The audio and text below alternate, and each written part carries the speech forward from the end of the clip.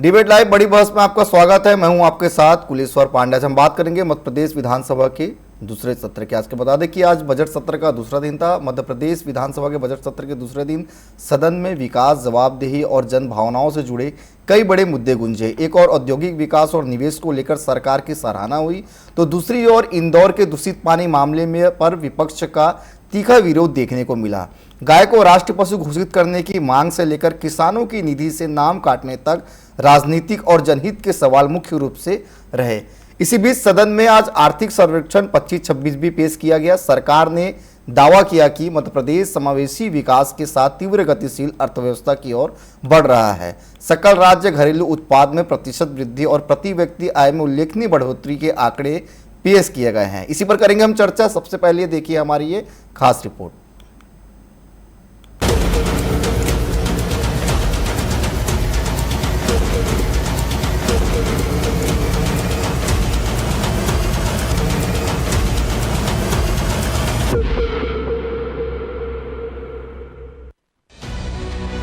मध्य प्रदेश विधानसभा के बजट सत्र के दूसरे दिन सदन में राज्यपाल के अभिभाषण पर चर्चा के दौरान सत्ता पक्ष ने मुख्यमंत्री डॉक्टर मोहन यादव के नेतृत्व में प्रदेश को निवेश का मजबूत केंद्र बनाने का दावा किया।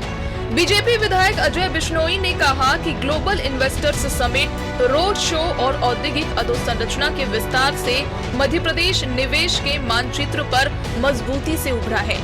सरकार का तर्क साफ है, रोजगार, निवेश और आर्थिक मजबूती ही विकसित मध्य प्रदेश की दिशा है। लेकिन विपक्ष ने सवाल उठाया कि निवेश के साथ स्थानीय युवाओं को रोजगार और जमीनी क्रियान्वयन भी उतना ही मजबूत होना चाहिए। ये सिर्फ किसानों के साथ, लाडली बहनों के साथ, प्रधानमंत्री फसल बीमा की बात हो या सब किसानों को न्याय देने की बात हो, सिर्फ भारतीय जनता पार्टी वोट लेते समय इन लोगों को याद रखते हैं और उसके बाद भूल जाते हैं। ये गैर जिम्मेदाराना लोग हैं। अब समय आने पर सरकार को किसान बताएंगे कि किसानों के साथ धोखा देना क्या होता है। सदन में इंदौर के भागीरथपुरा में दूषित पानी से मौतों का मामला छाया रहा। नेता प्रतिपक्ष उमंग सिंघार के नेतृत्व में कांग्रेस ने इसे प्रशासनिक विफलता बताया। 35 मौतों का दावा करते हुए जिम्मेदारों पर कार्रवाई और मंत्री इस्तीफे की मांग की गई।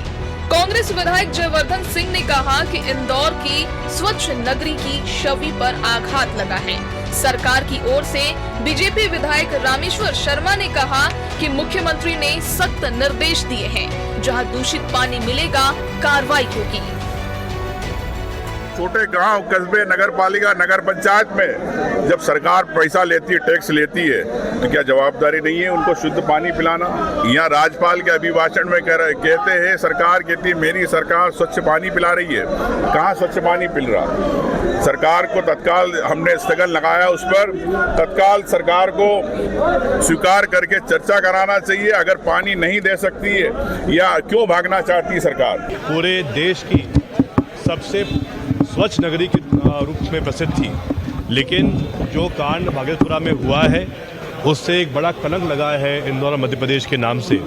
जब हम लोग भी भागीरथपुरा गए थे तो उसमें एक बात सामने आई थी कि आज इंदौर नगर निगम में सभी ठेके भाजपा के पार्षद ले रहे हैं। सरकार ने नीतिगत निर्णय लेते हुए नगर पालिका, नगर पंचायत, ग्राम पंचायत, नगर निगम सबको निर्देश दिए हैं कि आम नागरिक को पीने का स्वच्छ जल मिले और समय समय पर इसकी गुणवत्ता की भी जांच हो। इसमें अगर कोई भी लापरवाही करते हुए पाया गया तो उसके खिलाफ कठोर कार्रवाई की जाएगी।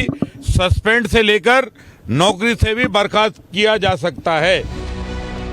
वहीं कांग्रेस विधायक आतिफ अकील ने गाय को राष्ट्रीय पशु घोषित करने और मृत्यु पर अंतिम संस्कार की व्यवस्था की मांग उठाई।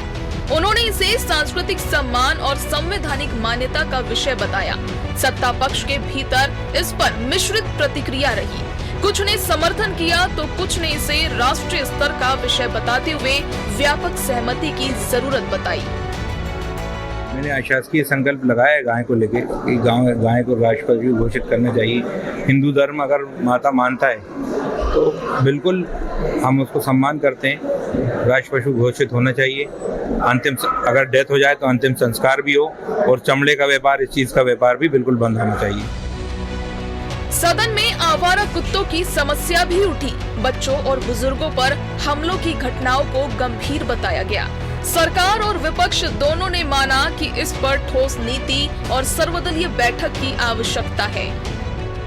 कुत्तों को आप सार्वजनिक खाना डालते हैं तो बार बार उस जगह इकट्ठे होकर आते हैं, तो उसकी जिम्मेदारी भी लेनी चाहिए कि भाई कल को कोई वारदात हो जाए, किसी को काट लेते हैं तो ये जिम्मेदारी किसकी है, इस पर सरकार को ध्यान देना चाहिए। जो डॉग लवर्स के खिलाफ मेरी बात नहीं है, लेकिन मेरा कहना यह है कि इसकी जिम्मेदारी भी, इस पर कुछ ऐसा नियम बनना चाहिए कि इस पर अगर कुत्ते कहीं किसी को काट लें, आवारा कुत्ते, तो इनको कैसे कंट्रोल में रखा जाए, इस दिशा में सरकार को कुछ ना कुछ एक्शन लेना चाहिए। करीब 1.5 लाख किसानों के नाम निधि सूची से हटने का मुद्दा भी गूंजा। विपक्ष ने इसे किसान विरोधी कदम बताया। सरकार ने कहा यदि तकनीकी गड़बड़ी है तो सुधार होगा और पात्र किसानों के नाम जोड़े जाएंगे। बहरहाल विधानसभा के दूसरे दिन विकास की उपलब्धियों और जवाबदेही के सवालों के बीच तीखी लेकिन लोकतांत्रिक बहस हुई। एक तरफ से सरकार ने निवेश और विकास की रफ्तार का दावा किया, तो वहीं दूसरी तरफ विपक्ष ने जन सुरक्षा और पारदर्शिता पर जोर दिया। TV 24 bureau report, Bhopal.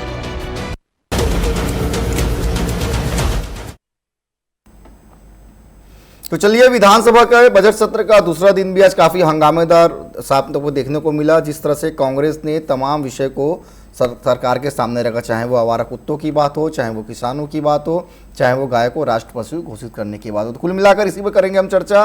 हमारे साथ 3 बेहद खास मेहमान जुड़ चुके हैं। मंजरी जैन जी है, बीजेपी की प्रवक्ता, स्वागत करता हूँ मैं उनका। रितेश त्रिपाठी जी है, कांग्रेस प्रवक्ता, उनका भी स्वागत करता हूँ। अनूप दुबेलिया जी हैं, वरिष्ठ पत्रकार, उनको भी बहुत स्वागत करता हूँ। अनूप जी, आज बजट सत्र का दूसरा दिन था, आज भी काफी हंगामा देखने को मिला। विपक्ष की तरफ से कई सारे सवाल दागे गए, सरकार ने हालांकि उसका जवाब भी दिया। सर, आज के सत्र को कैसे देखते हैं आप? निश्चित रूप से पुलिस जी, जहां तक भागीरथपुरा इंदौर के दूषित पानी से मौतों का मामला है, निश्चित रूप से राज्य सरकार कहीं ना कहीं बैकफुट पर नजर आ रही है। चाहे इंदौर के महापौर पुष्यमित्र भार्गव हो, वरिष्ठ मंत्री कैलाश विजयवर्गीय हो या पूरी राज्य सरकार, निश्चित रूप से सरकार को इस मामले में और दूषित पीनी, जैसा कि विधायक श्री रामेश्वर वर्मा जी ने जो सरकार की बात रखी है, तो सरकार को निश्चित रूप से ब्लूप्रिंट जारी करना चाहिए। सारी लोकल बॉडीज को लेकर, जनपद पंचायत है, नगर पालिकाएं हैं, नगर निगम है, इनमें स्वच्छ जल को लेकर, वैसे भी गर्मी आ रही है और इसकी एक बाकायदा समीक्षा होनी चाहिए। और इसी विधायक ने ये बात सही कही है, सर्वदलीय बैठक बुलाकर गर्मी में पेयजल की आपूर्ति को लेकर निश्चित रूप से कोई ऐसी व्यवस्था होनी चाहिए। जहां तक भोपाल के जो उत्तर के विधायक हैं आतिफ वकील, उन्होंने जो गाय को राष्ट्रीय पशु घोषित करने की मांग की है, तो एक पत्रकार होने के नाते मैं समझता हूँ शायद ये राष्ट्रीय मुद्दा है और केंद्र सरकार इसमें कोई निर्णय ले सकती है, लेकिन राज्य सरकार भी अपने स्तर पर निर्णय ले सकती है। दो मामले ऐसे हैं पुलिस जी, जिनमें राज्य सरकार को विपक्ष के तीखे हमलों का सामना करना पड़ेगा। एक दूषित पानी है और दूसरा वो चमड़े का जो बड़ा स्कीम जो उजागर हुआ था भोपाल में, वो और तीसरा, 3 मुद्दे इसमें हैं। और तीसरा मुद्दा जो है जिसको सरकार को बड़ी चुनौती के रूप में सामना करना पड़ेगा, क्योंकि आप उसको नकार नहीं सकते। जिस प्रकार से ट्रंप डील के बाद बीजेपी की गिरगिरी चारों तरफ हुई है, तो निश्चित रूप से उस मामले में कांग्रेस कहीं ना कहीं पूरे देश में, मध्य प्रदेश सहित पूरे देश में ट्रंप डील के बाद कांग्रेस में एक समझ लो कि जान सी आ गई। कांग्रेस चाहे लीडर हो और चाहे विधायक हो, चाहे सांसद हो, निश्चित रूप से उसके बाद बड़े सक्रिय हुए हैं और बड़े बड़े में एक स्कीम और चल रहा है, उसका जिक्र तो नहीं करूंगा, लेकिन निश्चित रूप से भाजपा इस समय ओवरऑल बैकफुट पे नजर आ रही है। इसी तरह मध्य प्रदेश में इन सभी मामलों में भाजपा को बैकफुट पर आना पड़ेगा और बड़ी चुनौतियों का सामना करना पड़ेगा पुलिस पर। ठीक है मंजरी जी, चुनौतियों का सामना करना पड़ेगा, क्योंकि जिस तरह से विपक्ष का हम रुख देख रहे हैं सदन में, आज बजट सत्र का दूसरा दिन था, कई मुद्दों को लेकर सरकार को घेरने का पूरा प्रयास किया गया। सबसे बड़ा मुद्दा तो यही है दूषित पानी। कल भी वो सदन के अंदर उठाया गया था और आज भी उसी को लेकर विपक्ष ने अपने सवाल रखे। कैसे सामना करेंगे आप लोग? देखिए, एक तरफ दो बातें साफ है इसमें जी, कि एक तरफ तो देखिए सरकार जो विकास की प्रतिबद्धता के साथ आगे बढ़ रही है और दूसरी तरफ हम दूसरी जो बात देखते हैं, विपक्ष बेचैन नजर आता है। तो कहीं ना कहीं ये सरकार जो है जिस तरीके से काम कर रही, तो विपक्ष जो है वो बेचैन है कि भाई इनको कैसे कुछ भी मुद्दे लेकर आकर इनको घेरा जाए। अगर इंदौर के जो घटनाक्रम हुआ है बहुत ही संवेदनशील और बहुत ही उसके लिए दुख प्रकट करने वाली बात है, लेकिन सरकार ने भी उसको जवाबदारी लेते हुए और अन्य जगह कहीं इसी तरीके की कोई घटना ना हो, दोषियों के खिलाफ कार्रवाई जांच के आदेश दिए हैं उसके, और ये भी आदेश दिए हैं कि कहीं इस तरीके की घटना आगे ना हो, और उसकी पानी की जो है निरंतर जांच भी चल रही है, और उसकी पानी की शुद्धता की लगातार जांच चल रही है। तो ये तो सरकार अपनी प्रतिबद्धता के साथ काम कर रही है। दूसरी बात अगर हम देखते हैं तो सरकार जो है वो औद्योगिक क्षेत्र में किसानों के सुदृढ़ीकरण में, युवाओं के सुदृढ़ीकरण में, महिलाओं के सुदृढ़ीकरण में लगातार काम कर रही है, और उसमें सफलता भी मिल रही है। ये सिर्फ कागजों पे नहीं हो रहा है, ये धरातल पर है। इसलिए जनता आज भारतीय जनता पार्टी पर भरोसा करती है, कांग्रेस पर भरोसा नहीं करती। कांग्रेस घोषणा करती थी और भारतीय जनता पार्टी उसके उलट संकल्प लेकर काम करती है, वचन लेकर काम करती है। तो ये बहुत बड़ा फर्क है कांग्रेस और बीजेपी में। और बीजेपी जो है वो हमेशा सदन में जनता के मुद्दे लेकर काम करती है, और कांग्रेस जो है वो हमेशा जनता के मुद्दों पर वहां को हल्ला करके सदन का कीमती समय जो है वो दोनों सदनों में, चाहे वो लोकसभा हो चाहे विधानसभा हो, उसको समय उसका जाया करती है, खराब करती है। वो हल्ला करके, हंगामा खड़ा करके सदन का जो लाखों रुपए, जनता का लाखों रुपए लगता है एक एक सदन को चलाने में, उसको खराब करने का काम आज कांग्रेस कर रही है। जनता देख रही है कि जनता ने ये पहले भी देखा कि कांग्रेस ने कैसे देश को जो है पीछे ढकेला, और कांग्रेस ये भी देख रही कि कांग्रेस का ये कारनामा भी देख रही है जनता कि किस तरह से यदि भारतीय जनता पार्टी की सरकार, तात्कालिक सरकार, वर्तमान की सरकार यदि जनहितैषी काम कर रही है, विकास के कार्य कर रही है, तो इसमें रोड़े अटकाने का काम, उसमें व्यवधान पैदा करने का काम कांग्रेस बखूबी कर रही है। ठीक है रितेश जी, भारतीय जनता पार्टी संकल्प लेकर काम करती है, जो वादे करती है उसको पूरा करने का काम लगातार करती है। आप लोग नहीं करते हैं, साफ तौर पे कांग्रेस का कहना है। आप लोग सिर्फ हो हल्ला मचा रहे हैं, ध्यान से भटका रहे हैं। रितेश जी। करता हूं, और जैसा कि अभी मंजरी जी बोल रही थी तो बहुत अच्छी अच्छी बातें बोल रही थी, बस थोड़े शब्दों का चयन गलत हो गया।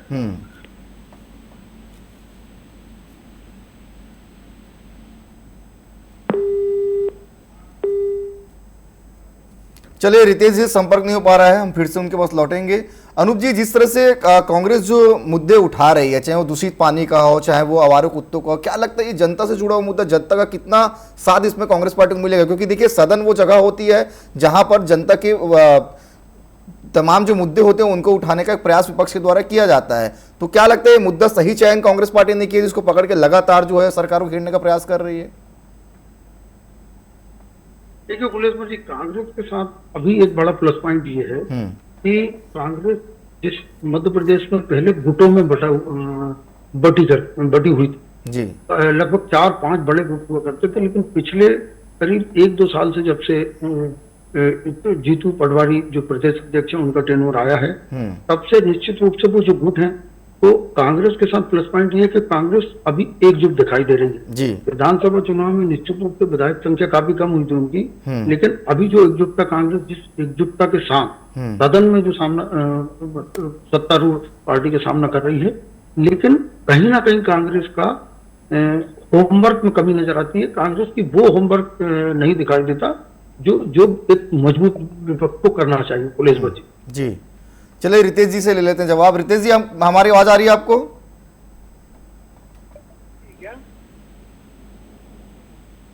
रितेश जी, मेरी आवाज आ रही है? जी जी, रितेश जी अपनी बात रखिएगा। हाँ, तो मैंने बताया कि 4 महत्वपूर्ण शब्द इन्होंने चयनित किए, उसके बारे में आपको बताऊंगा जी, कि रसातल, गंभीरता और ने क्या क्या बोल रही थी। तो मेरा सवाल ये है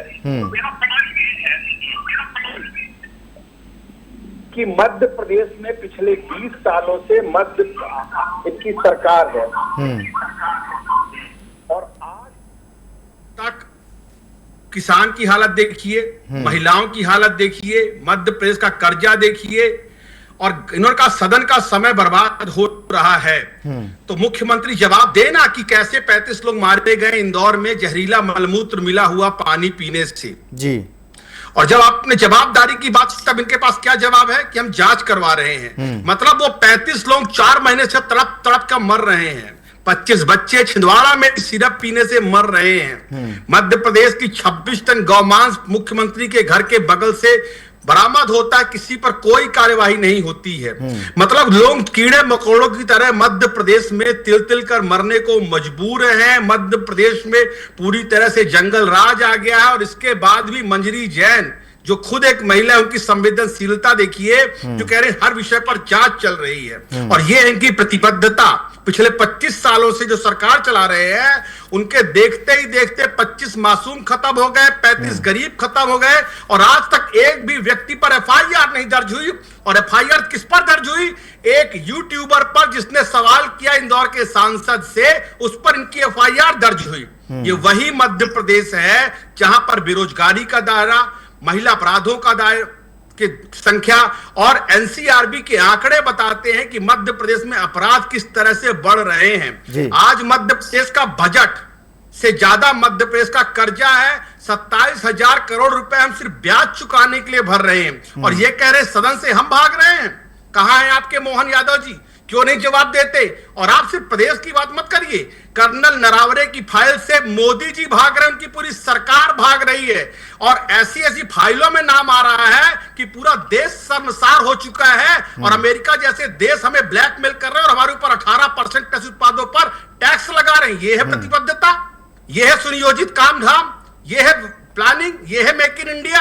पूरे देश का बेड़ा गर्क कर दिया है भाजपा सरकारों ने। आज युवा वर्ग आत्महत्या करने को मजबूर है।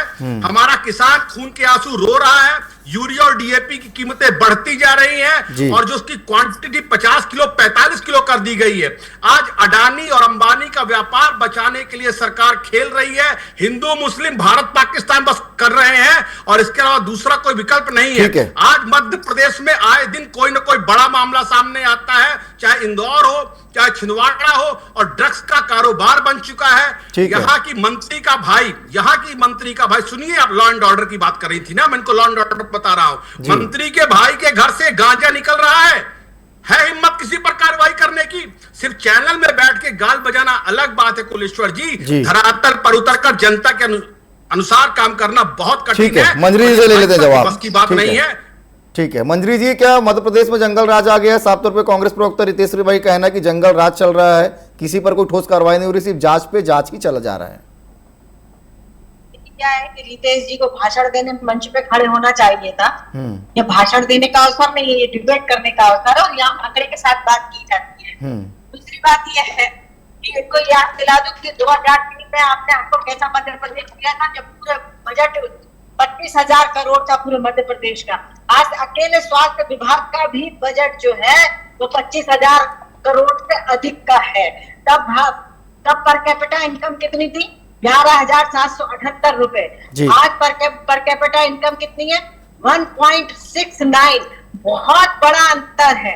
और ये बड़ी बड़ी बातें करने से कुछ नहीं होता। अभी जब ये बोल रहे थे तो मुझे ऐसा लग रहा था कहीं रितेश जी दूसरे प्लेनेट से तो नहीं बोल रहे हैं, दूसरे प्लेनेट पे तो नहीं चले गए हैं, कहीं आंखों पर कोई चश्मे का नंबर तो नहीं बढ़ गया है। जरा देखिए, आंखें खोल के रितेश जी, का चश्मा इतना गहरा मत लगाइए कि अच्छाई और बुराई में फर्क ना दिखे आपको। तो एक बात याद रख लीजिए कि ये कोई दिग्विजय सिंह का शासनकाल नहीं है, ये कोई राजीव गांधी जी का शासनकाल नहीं है कि जब वो 1 रुपया भेजते थे तो 15 पैसे तक जनता तक पहुंचता था। ये मोदी राज है जहाँ 1 रुपया भेजा जाता है तो 1 रुपया ही पूरा हितग्राही तक पहुंचता है। ये वही कांग्रेस है जो डिजिटल पेमेंट पर प्रश्न चिन्ह लगाती थी। आज उसी डिजिटल पेमेंट के माध्यम से, डीबीटी के माध्यम से लोगों के खातों में पैसा पहुंचता है। आप तो सपने में, आप तो कल्पना भी नहीं कर सकते थे कि इस तरीके का देश के अंदर बदलाव आ सकता है। इस तरीके से हमारा देश डिजिटल क्रांति में जो है वो पहले नंबर पर आ जाएगा। और किसानों की हालत, आपके समय में किसान आत्महत्या करते थे, सूखा पड़ता था, फटे हाल किसान रहता था, गंदे कपड़े पहनकर रहता था, पैर में जूते नहीं होते थे, पैर में चप्पल नहीं होती थे, हल के लिए किसान खुद लगता था बैल की जगह, बैल भी नहीं होते थे। आज अत्याधुनिक खेती कर रहा है किसान, आप क्या बात करते हैं? आपके समय में 7.5 लाख हेक्टेयर भूमि सिंचित थी, आज 65 लाख हेक्टेयर भूमि सिंचित है। बहुत बड़ा फर्क है। गिनाने बैठू थी। ठीक है मैं ले लूंगा जी। मंजरी जी मैं उनसे जवाब लूंगा। मैं अनूप जी के पास जाना पाऊंगा। सर, कल ऐसे में बजट आने वाला है मध्य प्रदेश का, और अभी सत्र भी काफी समय बचा हुआ है। क्या लगता है सर, इस सत्र में कौन किस पर भारी पड़ने वाला है? क्योंकि विपक्ष की तैयारी तो भरपूर दिख रही है, हालांकि सरकार ने भी तमाम जवाब तैयार करके रखा हुआ है। ऐसे में सर, जो कल बजट आने वाला है, जनता को बहुत उम्मीद है। क्या लगता है सर, इस बार का बजट कैसे रहेगा? निश्चित रूप से कुलेश्वर जी, जनता को राज्य सरकार के इस बजट से बहुत उम्मीदें हैं। जहाँ तक स्वास्थ्य की, शिक्षा की और बुनियादी जरूरत की जो बातें हैं, टैक्सेस मिलाकर जनता को उम्मीद ये है कि पिछले बजट की तुलना में जनता को, हर वर्ग को, हर तबके को राहत मिलने की उम्मीद की जा रही है जी।